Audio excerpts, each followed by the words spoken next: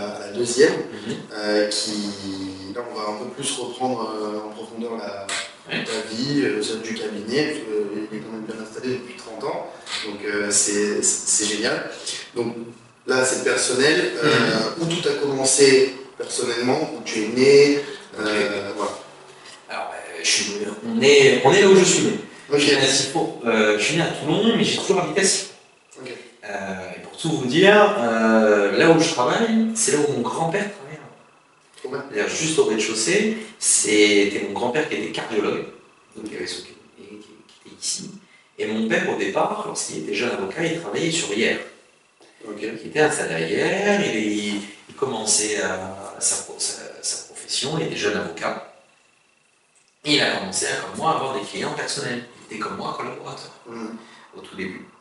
Et quand mon grand-père s'est arrêté, il lui a demandé, mais est-ce que je peux te reprendre le local pour faire mon cabinet secondaire et recevoir mes clients personnels à Sifour? Ça serait bien, j'ai mon cabinet à Sifour, etc. Donc il a repris, au départ, en bas. Il a tout seul. Et il a commencé à recevoir ses clients, il a développé son cabinet. Donc il est parti de Hyères et il s'est installé tout seul à Sifour. Et il a monté le cabinet ici à Sifour, au départ avec ma mère. Après, il a pris une secrétaire. Et après, il a commencé à développer. Okay. Moi, donc, pour l'instant, j'ai continué à grandir. Quand il était ailleurs, j'étais tout petit. Après, il est venu à Sifour, j'ai continué à grandir. J'ai fait mes études j'ai fait ma primaire à Sifour, mon collège sur Sainte-Marie à Seine-sur-Mer. Et ensuite, je suis allé à la faculté de droit de Toulon. Alors, j'aurais pu faire une faculté de droit à Aix, à Paris. Ça a été dans ma réflexion. Mais moi, mon projet, à partir du moment où j'étais étudiant en première année, c'était avoir le concours d'avocat le plus vite possible. Donc, le plus vite possible, je voulais quoi? Rejoindre le cabinet et devenir avocat et travailler avec mon père, pour mon père, et le plus vite prendre de l'expérience et travailler. Et j'avais cette chance d'avoir mon père qui avait un cabinet d'avocat où, entre guillemets, il allait m'apprendre le métier, m'apprendre ce que je voulais faire. Aujourd'hui, c'est peut-être aussi la réflexion, c'est de se dire pourquoi je ne suis pas allé à Aix, à Paris, tout ça. Mais je n'avais pas, entre guillemets, besoin ni l'envie à ce moment-là d'avoir un Master 2 spécialisé ou un Master 2 reconnu nationalement en disant, et en tapant à la porte du cabinet d'avocat et en disant, regardez, j'ai un super Master, prenez-moi. J'avais cette chance-là. Et donc j'étais conscient qu'il fallait que je sois avocat le plus vite possible, il fallait que je réussisse. Donc pour mettre toutes les chances de mon côté, j'ai fait mes études à Toulon. Mais je suis parti du cocon familial quand même, parce que j'ai pris mon appartement seul à Toulon, en même temps que mes études à partir de Master 1. Parce que il fallait également que je me concentre, mais aussi que je me vide un peu l'esprit, et que je vois autre chose, au lieu d'être vie familiale. Mon père, comme je vous l'ai dit tout à l'heure, la vie familiale et personnelle est difficile. Donc mon père, quand il rentre du cabinet et qu'il rentre à la maison, il part de quoi? Du travail. Donc j'étais à la fac, j'entendais droit, et le soir j'entendais droit. Et à un moment donné, je me suis dit, Marie, tu vas te faire une overdose, et tu vas craquer, tu vas plus pouvoir voir le métier. Donc j'ai voulu garder cette passion-là du droit en disant, fais autre chose, vois des amis, sors, fais ta vie d'étudiant aussi. Et c'est pour ça que je suis parti, j'ai un appartement et que j'étais à Toulon en même temps que la fin de mes études. C'est pour ça que j'ai eu le concours aussi. On est un concours, je suis revenu ici, je suis revenu chez mes parents pendant 2 mois pour me mettre en mode militaire et pour travailler les concours. Et après, quand j'ai eu le concours, je suis allé faire mon école d'avocat à Marseille. Je faisais toujours Marseille, avec des amis de promotion, etc. Donc c'était un moment extraordinaire, l'école des avocats à Marseille. C'était en plein Covid aussi à la fin et tout, donc ça a été aussi un peu compliqué. J'ai fait un Master 2 pendant mon école des avocats parce qu'on doit faire soit un stage de 6 mois, je ne sais pas si on en parlera, s'il y a une question sur ça, sur comment on devient avocat.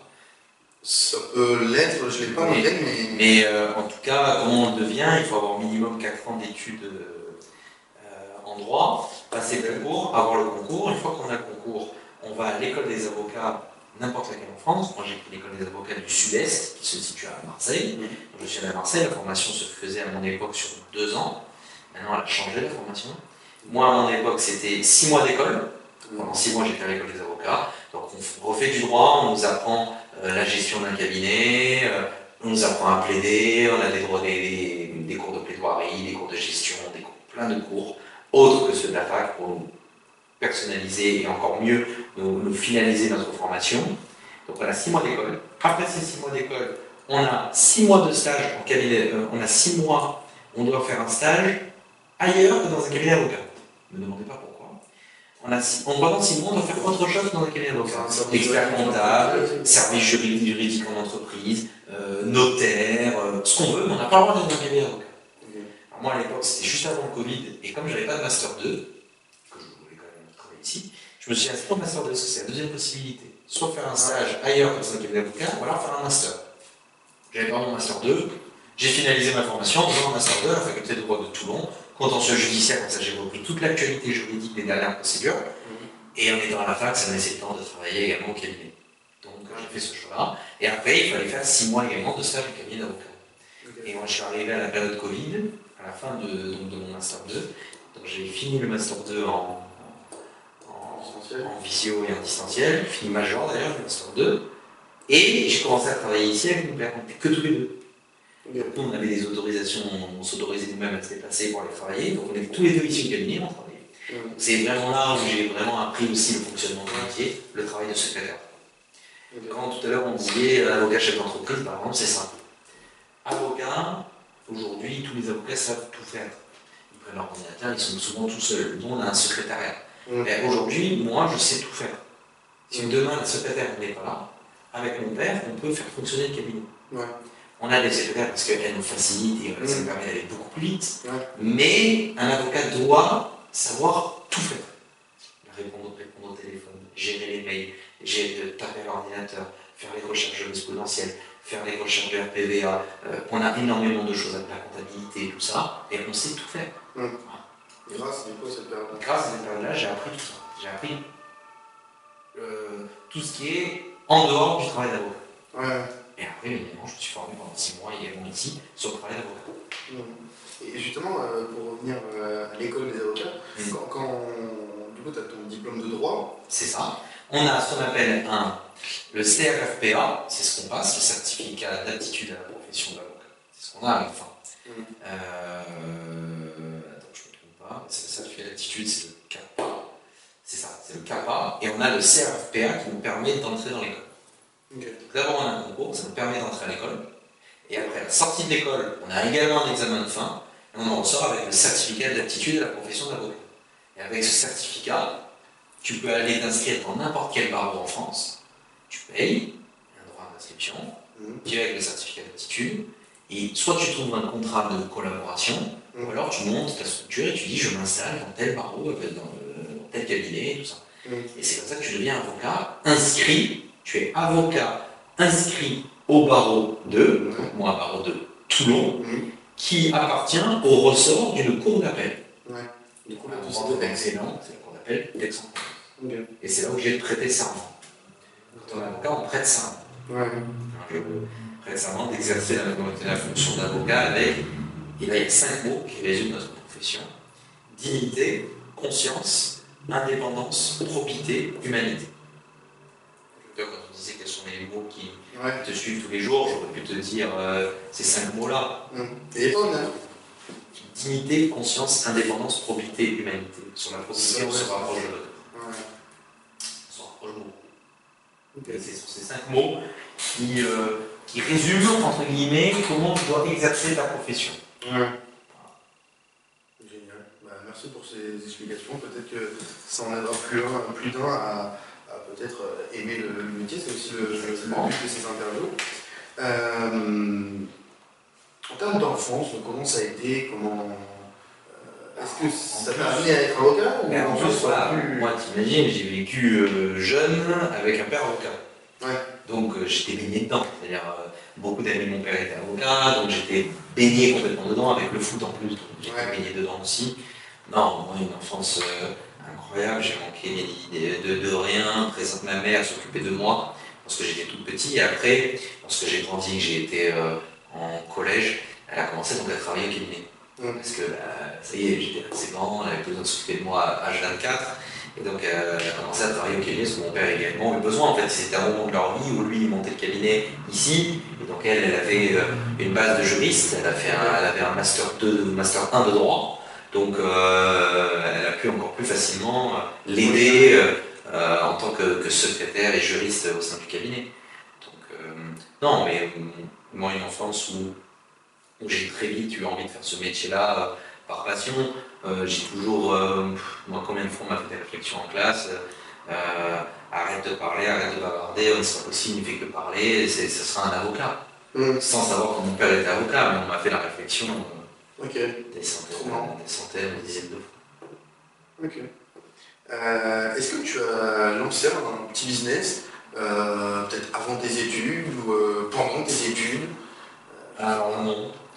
J'ai jamais lancé de business hors ça. J'ai travaillé ici en banque. J'ai travaillé à la banque, au guichet à l'accueil pendant 3 étés. Crédit Agricole, je crois, j'avais vu. C'était au Crédit Mutuel à Sifford. Au Crédit Mutuel à Sifford, j'ai fait l'accueil pendant 3 étés d'affilée. Je faisais ça pendant 1 mois et après le mois d'après, souvent je travaillais pour cabinet. Donc j'ai fait ces petits boulots, des petits boulots comme ça, mais j'ai jamais monté moi-même de business. Ok, tu t'as jamais attiré, jamais... moi ma finalité c'était ça, monter un business, non, ça m'a jamais occupé l'esprit pour l'instant. Ok. Oui, pour l'instant. J'ai vu sur ton Facebook, parce que tu n'as pas de LinkedIn. Non. À chaque fois, je me sers de LinkedIn pour préparer un peu. J'ai pas de LinkedIn. Et ben là, j'ai un peu, je suis pas content. Mais du coup, j'ai vu que tu as une publication par rapport à la série Suis. Suite. Ouais, voilà, Suite. Et justement, par rapport au film que tu m'as dit qui t'a inspiré, je voulais savoir si celle-ci avait peut-être... Évidemment, c'est ma série préférée. Génial. C'est une super série, c'est le rêve d'être un avocat qui lit, qui retient. Ça serait génial. Non, c'est une série, bien évidemment, on en parle souvent quand on parle du métier, mais comme dans Suite. Comme dans Suite, c'est une vraie série. En plus, c'est une série américaine, donc c'est pas le même droit, c'est pas comme ça qu'on exerce ici. Ils sont énormément dans la négociation, on va y arriver, petit à petit, on y arrive de plus en plus, mais on n'y est pas encore. Mais non, c'est une super série. Négociation dans quel sens? Ils négocient tout. Dans la série, on le voit, que ce soit Harvey ou Mike, ils négocient tous leurs dossiers, et en fait, ils vont se voir entre avocats, ils ont des réunions entre avocats, ils vont mettre des coups de pression aux clients, ils vont mettre des coups de pression aux adversaires. Aujourd'hui en France, ça c'est bien évidemment impossible, mais on y arrive avec ce qu'on appelle la médiation judiciaire, tous ces gros termes-là et vulgaires de médiation, les procédures amiables. En fait, on arrive vers ça parce que l'état du tribunal judiciaire de notre pays est catastrophique, l'état de la justice en France est catastrophique. Aujourd'hui, pour avoir une décision pour un divorce, c'est 2 ans, pour avoir une décision pour une garde d'enfants, c'est parfois 6 mois. Donc, pour avoir des décisions pénales, oui, on les a, mais on met des mois pour avoir la décision papier. Les greffes sont submergées, pour avoir une date d'audience, c'est hyper loin. Les traitements de dossiers sont très lourds. Donc, oui, on essaye en fait d'arriver à régler le maximum de dossiers sans passer par le tribunal.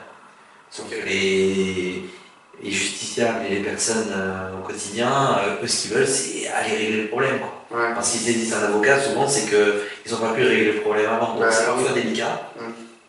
Il y a des dossiers qui méritent une médiation et qui méritent une réflexion, de se poser un peu et de pouvoir négocier. Il y a certains dossiers où c'est impossible. Tout même impossible. Donc on arrive à ça. Donc oui, c'est une très très bonne série. Et qui parfois, et moi je ne peux plus entendre cette phrase, votre honneur, ce ne sont que dans les films, dans les séries. En France, c'est Monsieur le Président ou Madame le Président, ou Madame le Juge, ou Monsieur le Juge, mais c'est pas votre honneur. On n'interpelle pas pendant une plaidoirie, on ne peut pas dire votre honneur et prendre la parole. Il y a un temps de parole qui est respecté, il y a un tour de parole qui est respecté, et on ne peut pas interpeller en disant votre honneur. On peut dire Madame le Juge ou Monsieur le Juge, ou Monsieur le Président, mais jamais votre honneur.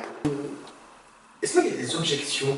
Est-ce qu'on peut dire pareil Non, votre honneur, objection, ça n'existe pas. Voilà. Ces 2 termes, objection et votre honneur, ça n'existe pas. Donc on les entend à foison. Mais ça n'existe pas. Ok. Depuis le début de ton activité, pendant ces 4 ans, ça représente combien de plaidoiries, combien de dossiers, Impossible à quantifier. Plaidoirie impossible, parce que ça dépend des semaines. Bon, par exemple, cette semaine, c'est pas moi qui vais au tribunal, donc je ne plaide pas de la semaine. Mais la semaine dernière, j'ai plaidé 20 fois. dont 8 fois dans une après-midi entière, parce que j'ai fait 8 effets déferments pour des personnes, donc j'ai pété 8 fois dans l'après-midi. Donc voilà, et le nombre de dossiers, c'est impossible à quantifier. On a aujourd'hui, nous, un logiciel informatique qui nous dit combien on a de dossiers en cours, et on peut retrouver nos dossiers informatiquement, heureusement, mais voilà, 7284 dossiers créés. Aujourd'hui, heureusement qu'on n'a pas 7284 dossiers à traiter actuellement. Mais aujourd'hui, voilà, il y a 7284 dossiers qui ont été enregistrés. Combien depuis le début de l'année, je pourrais le dire, parce qu'on a un logiciel qui nous dit combien de dossiers on a enregistrés. Je crois que de mémoire, on est entre 300 et 400 dossiers enregistrés depuis le début de l'année. Donc voilà, c'est des dossiers en cours, plus tous les dossiers qu'il y a avant, et des dossiers à traiter. Il y a des dossiers qui, pour moi, se règlent en une semaine, parce que c'est une garde à vue, une audience, un jugement, mais il y a des dossiers qui durent depuis 4 ans, 5 ans, 10 ans, 15 ans. Et des procédures qui sont en longueur et qui ne sont pas finies. Donc, c'est très difficile à quantifier, et c'est pour ça que je disais que c'est un métier où il faut se dire, là je pars, mais je sais qu'il y a encore des choses à faire, parce que des dossiers qui durent, il y a toujours des choses à faire. Ok. Du coup, votre cabinet, il fait le droit de la famille, il fait le droit commercial, droit immobilier, droit pénal. Pourquoi pas droit des affaires ou d'autres droits que je ne connais pas forcément tous? Il y a plusieurs, ce qu'on appelle des domaines d'activité. Il ne faut pas confondre spécialisation, il faut être avocat spécialisé il y a très peu d'avocats spécialisés en une matière. Il faut passer à une spécialisation, il faut avoir un diplôme, donc c'est des choses qu'il faut faire. Peut-être que moi, à terme, je veux peut-être me spécialiser en droit pénal, donc passer une spécialisation. Ce sont des étapes supplémentaires. Mais par contre, il y a ce qu'on appelle des domaines d'activité. Et on a, nous, des domaines d'activité principaux. Mon père, aujourd'hui, peut presque dire qu'il est spécialisé en droit de la famille, tellement il en a fait depuis 30 ans. Il est aujourd'hui reconnu pour ses capacités en succession et divorce. Et les successions et les divorces compliqués. Donc aujourd'hui, c'est ça nos domaines d'activité principaux, et en lequel on a rajouté le droit commercial parce que c'est sa base. Mon père s'était d'abord formé en droit commercial, au départ.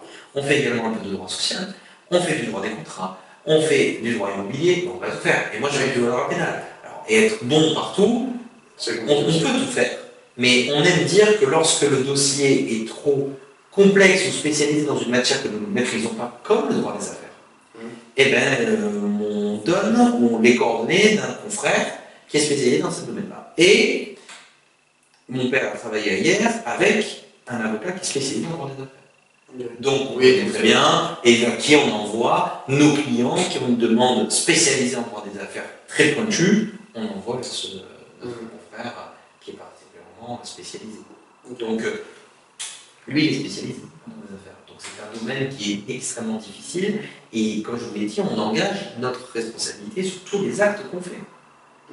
Donc je ne peux pas te dire, je prends ton dossier, t'inquiète pas, ça va bien se passer, alors que je ne vais pas les spécialiser pour, et je ne vais peut-être pas avoir les compétences pour, et donc engager moi ma responsabilité, parce que si ça ne te convient pas, tu écris au bâtonnier en disant, Maître Laval mal défendu, il m'a pris tant, veuillez me redonner mes honoraires. Et je peux être condamné, payer les honoraires et avoir ma responsabilité engagée. C'est pour ça qu'il faut faire ce qu'on sait faire, et pas plus. Ouais, non mais complètement. C'est comme, je sais pas moi, le plombier qui ne peut pas faire une... Exactement. Exactement. Et il y en a beaucoup qui me disent je fais tout alors qu'ils ne sont pas compétents. Pour faire des tout, mais derrière il est génie. Ok. C'est quoi la journée type d'un avocat et du coup parallèlement d'un chef d'entreprise? Journée type classique, le cabinet ouvre à 8h30, donc on est souvent là un peu avant. On commence entre 8h et 8h30, mais la journée peut commencer bien plus tôt. Si par exemple je dois aller en audience à Aix, à Rennes, à Marseille, où j'ai une garde à vue à 7h du matin, je suis levé plus tôt, je vais à l'audience. Donc voilà. En fait, je n'ai pas de journée type. Ce qui est agréable dans mon métier, c'est ça, c'est que je n'ai aucune journée qui se ressemble. Je ne vais jamais passer 2 fois la même journée. Donc, parce que déjà, je vais recevoir des clients, parce que je vais avoir un coup de téléphone, parce que je vais traiter des dossiers qui sont complètement différents. Je peux passer d'un dossier pénal à un dossier civil, à un dossier commercial.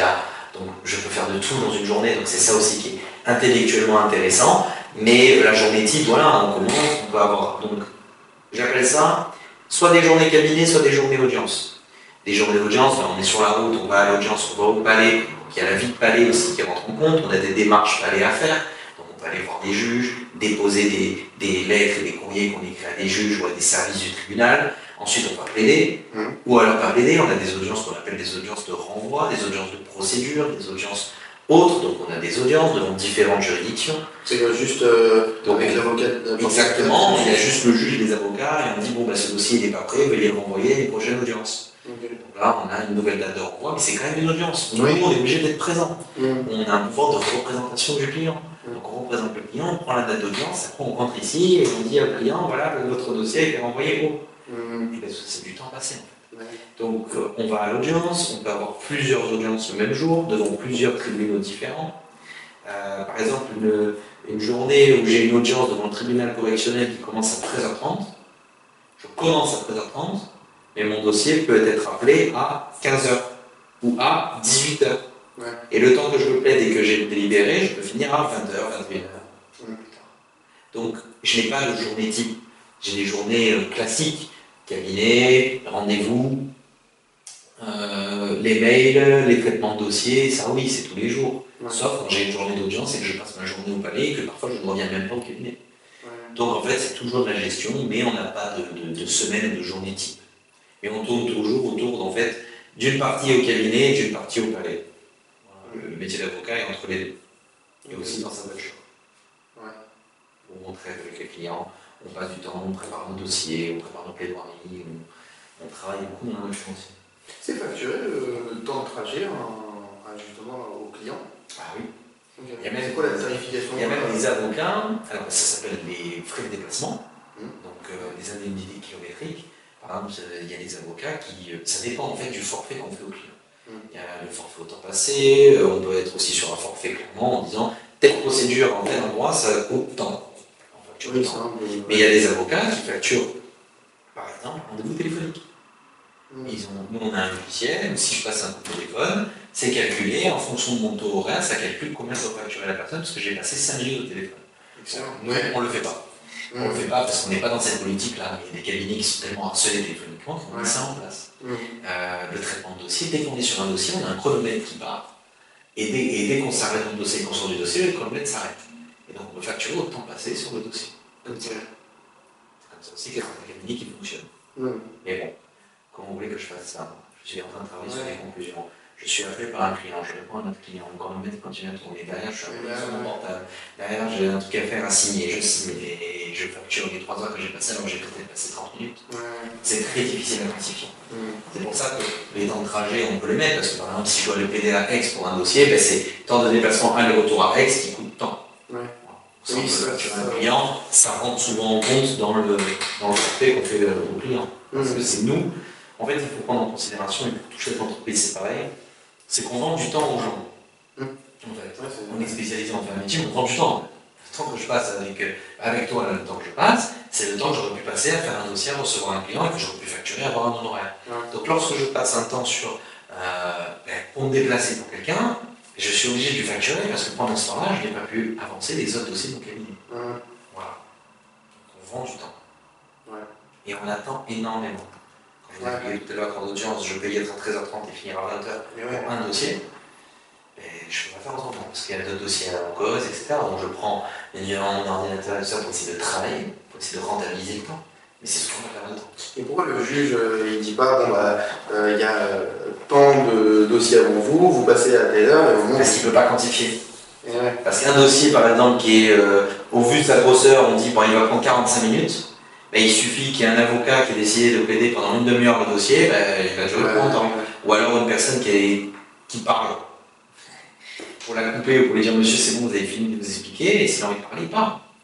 S'il y a un avocat qui veut plaider plus longtemps, si le procureur décide de plaider plus longtemps, les dossiers au pénal, on ne maîtrise pas le temps. Au civil, on maîtrise quand même beaucoup plus. Je laisse certains juges qui disent, ben, maître, vous avez 10 minutes pour plaider. Ça arrive de plus en plus. Donc, voilà. D'accord. On va peut-être recentrer sur le côté business. Du coup, votre site il est assez récent. Je crois. Enfin, si vous même être refait. Ok, trop bien. Vous avez un Instagram avec quelques photos. Oui.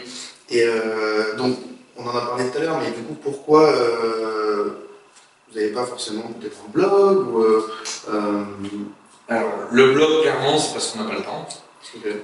Mais par notre site, on essaie dans notre site de faire des onglets qui sont quand même assez détaillés sur le droit de la famille, en expliquant quand même ce que c'est, etc. Pourquoi on n'a pas envie de faire des blogs ou de répondre complètement à des questions? Je vais vous répondre factuellement et en termes de business. Si je mets toutes les réponses aux questions des gens sur un blog, quel est leur intérêt de venir me voir? S'ils trouvent toutes leurs réponses sur Internet, pourquoi ils prennent rendez-vous avec un avocat? Donc pourquoi un avocat aurait besoin d'un site qui représenterait un blog avec des réponses à des questions? Alors des réponses à des questions simples pour vulgariser des termes juridiques, oui, et moi j'en suis à 100% pour ça. Vulgariser le droit, mais il y en a plein déjà qui existent, des Instagram, des machins, où il y a des avocats qui vulgarisent des mots comme tribunal, procédure, ordonnance de protection, des termes comme ça qui peuvent ressortir, on se dit mais qu'est-ce que c'est ça? Il y en a déjà qui existent. Donc pour moi ça ne sert à rien aujourd'hui de créer ça, surtout en pas le temps, on est assis sur les plages, donc bon, calmons-nous. Et aussi, pourquoi pas le blog? Et si j'ai toutes les réponses aux questions que les gens se posent, c'est pas bien. Alors s'ils ont des réponses simples à leurs questions, mais notre but du jeu c'est quand même qu'ils appellent, qu'ils prennent rendez-vous, et que pendant qu'ils sont en rendez-vous avec nous, je réponds à leurs questions en personnalisant leurs problèmes à nous.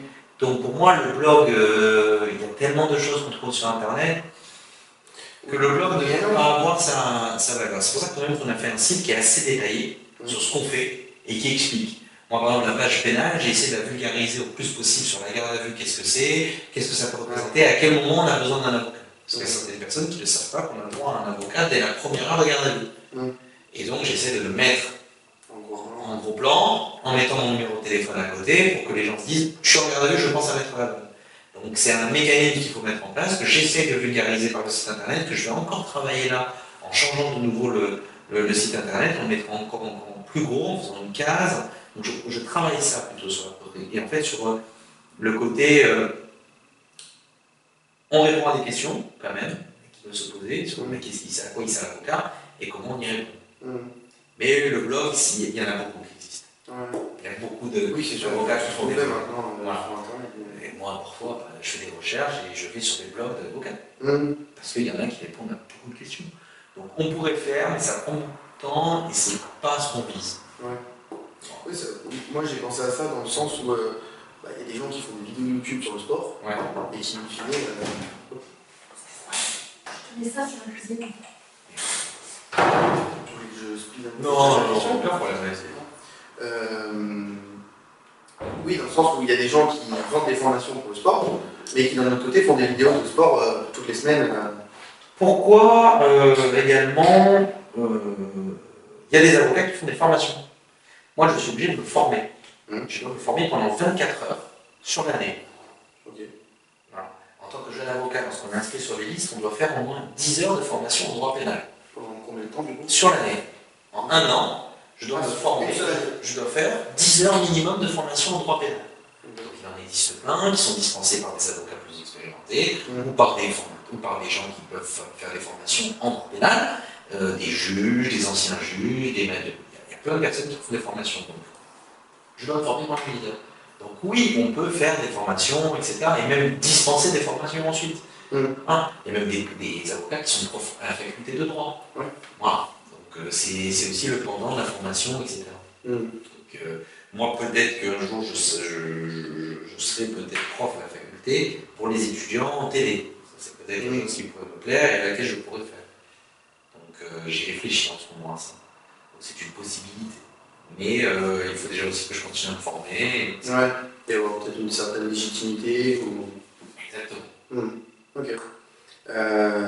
Est-ce que travailler du coup avec ton père, c'est un avantage ou c'est plus compliqué ou...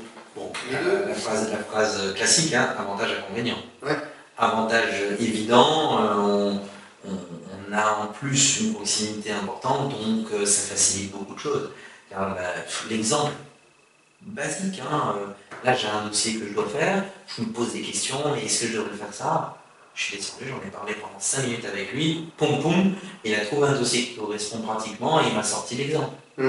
Donc, je gagne un temps, je gagne l'expérience, j'ai tout ça à portée de main.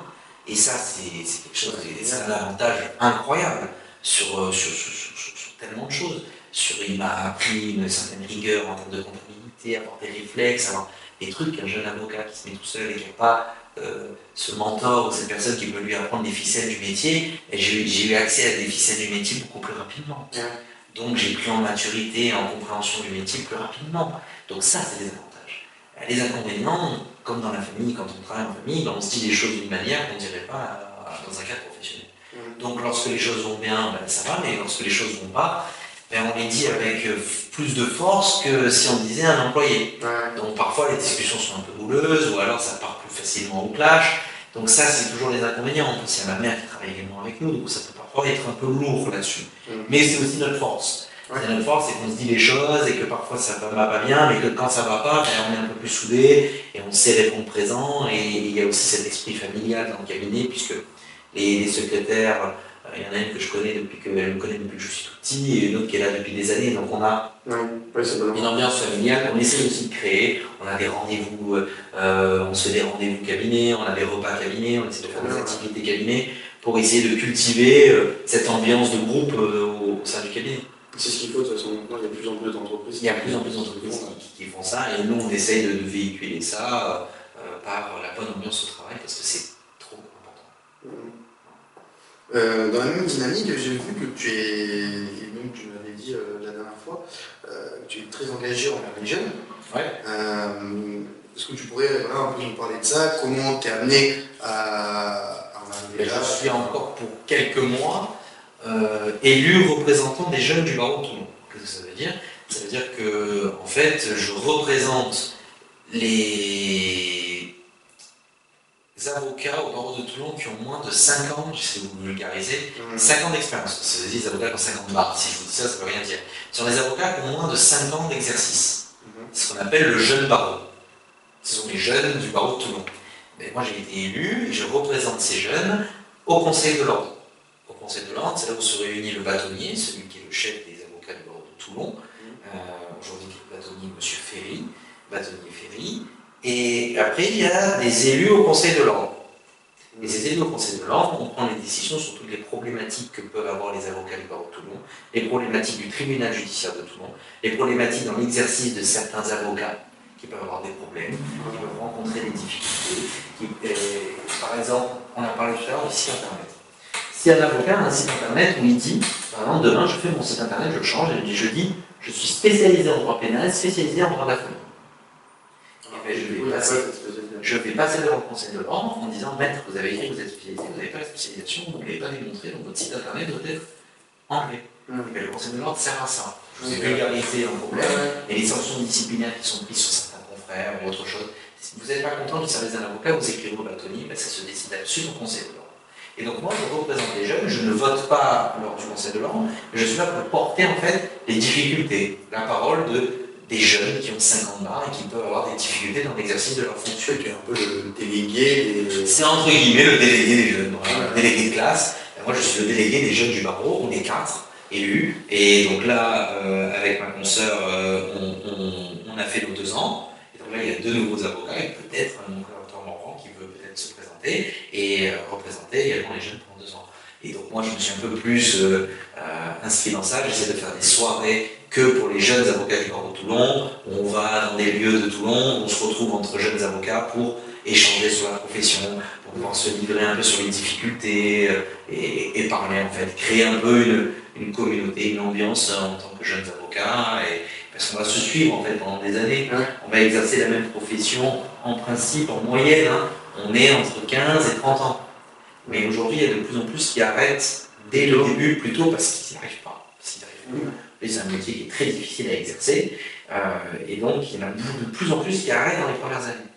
C'est pour ça qu'on est de plus en plus vigilant sur comment ça se passe avec le collaborant, comment tu exerces, est-ce que tout va bien, est-ce que tu rencontres des difficultés, et qu'on essaie de faire ressortir ça. C'est pour ça qu'on a créé ces représentants jeunes barreaux. Et pareil, il y avait une question que j'ai oubliée et qui m'est revenue. Est-ce qu'on peut être inscrit à plusieurs barreaux? Non. Okay. Non, on peut avoir un cabinet secondaire dans notre barreau, on ne peut pas être inscrit à plusieurs barreaux. Ok, en tant que personne.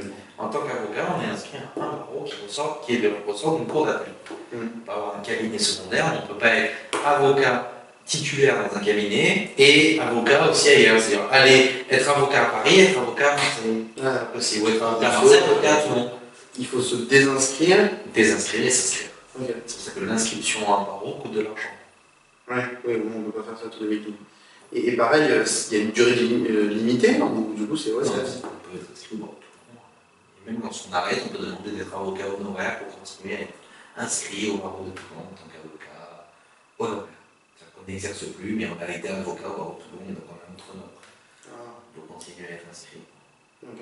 Et ça servirait à je vous dis combien. En fait, il est toujours avocat, mais il n'exerce plus. Okay. Il veut garder le titre d'avocat. Ça fait qu'il ne s'interdit pas un jour de reprendre. Ouais. Voilà, c'est souvent ça. Ok. S'il y avait du coup une erreur que tu regrettes par exemple par rapport à une affaire ou... Ah bah ça, je ne vais pas dire tous les jours, mais c'est un métier où on prend, je le dis souvent, on prend une gifle. Très souvent on prend une gifle. Parfois, il n'y a pas longtemps, je suis sorti d'un dossier, je dis bon voilà, on va avoir mon résultat, gifle, pas du tout le résultat attendu. Donc c'est parfois très difficile et parfois on ne comprend pas, parfois on s'insurge, on rentre on est dégoûté en disant mais pourquoi, je ne comprends pas.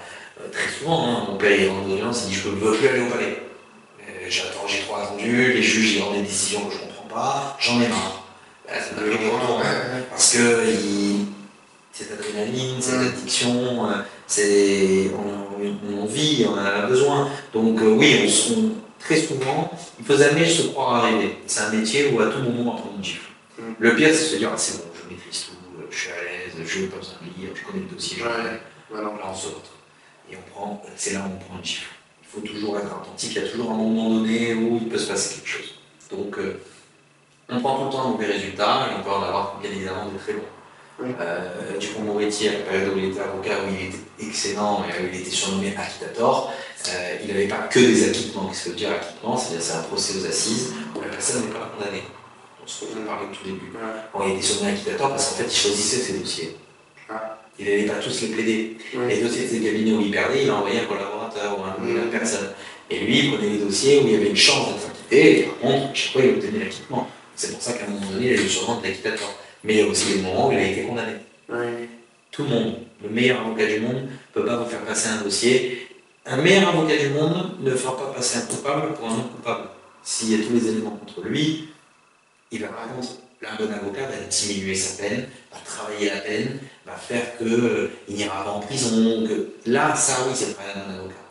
Un excellent avocat, c'est ça aussi. Mais l'excellent avocat, il ne va pas dire là, ce qu'il a écrit, c'est faux, il ne l'a pas fait, alors qu'une personne a reconnu. Donc on n'est pas magicien. Par contre, on est là pour travailler les éléments du dossier, travailler une condamnation par exemple au pénal. Et au civil, c'est avoir les meilleures décisions possibles, faire la meilleure procédure possible, la plus rapide, la moins coûteuse, et c'est qui donne le meilleur résultat. C'est là où on est un bon avocat. Mais on peut toujours avoir des mauvais résultats. Et du coup, dernière question de cette deuxième partie. Durant toutes ces années du coup d'expérience, même ce que tu en as ressorti, même quand tu n'étais pas encore avocat, que tu travaillais là avec ton père, c'est quoi justement les leçons que tu as retenues de ce métier ou... Rigueur. Ouais. Tu peux pas avoir un moment d'inattention où je m'en fous, c'est pas grave. C'est bête, mais parfois je le fais, hein, et je m'en veux encore tous les jours, hein, mais un mail rapidement tapé, une erreur de frappe, tout ça, ben ça, oui ça arrive. Oui ça arrive, j'en fais tous les jours, des erreurs d'orthographe et des erreurs de frappe. Mais je ne peux pas me le permettre. Parce que le client, il me paye pour ce travail. Donc oui, il me paye pour un courrier que je l'envoie. S'il y a une faute sur un courrier, que le client me dit « Ah ben là, il y a une faute », ça passe mal, ça passe mal. Et c'est pour ça que la rigueur, pour moi, c'est le plus important. C'est en tout cas ce que j'essaye de faire. C'est pas facile, hein. C'est plus difficile d'être rigoureux, d'être toujours à fond tous les jours. C'est un métier qui est usant psychologiquement, encore plus avec le domaine que je fais. C'est très usant, physiquement, mentalement. Mais c'est la rigueur, le mot le plus stressant, qui représente le plus de stress, c'est ça. En fait, je viens d'avoir une petite question. Est-ce que toi ou ton père a déjà été menacé Oui. Ouais. Mon père avait reçu des menaces de mort à l'époque. Il faisait un dossier, il recevait des petits cercueils, chez moi j'étais petit, donc je m'en souviens. Donc il recevait des cercueils de son médecine dans un dossier un peu compliqué. Et ça arrive de plus en plus souvent. Les gens sont de plus en plus hargneux, donc je vais retrouver ton avocat et le tabasser, c'est une phrase qu'on entend très souvent. Donc oui, mais on entend là. Oui, il faut passer. Mais c'est de plus en plus souvent. De toute façon, les insultes et les menaces de mort sont devenues monnaie courante. Sur les réseaux sociaux ou en vrai, c'est tout le temps. Donc c'est compliqué à vivre, mais hélas, on n'a pas choix que de faire avec. Ok. Bah, merci beaucoup pour cette deuxième partie. Donc pour les prochaines interviews, c'est la même chose. Malheureusement, j'ai pas encore de personnes pour venir avec moi, des porteurs de projets qui sont dans le même secteur d'activité, c'est un peu compliqué. Mais du coup, pour les prochaines, je vous laisse m'envoyer un mail, si jamais, vous m'envoyez votre projet, et puis je vous inviterai dans cette troisième partie avec l'invité qui sera en accord avec votre projet. Donc à hugo100h@gmail.com.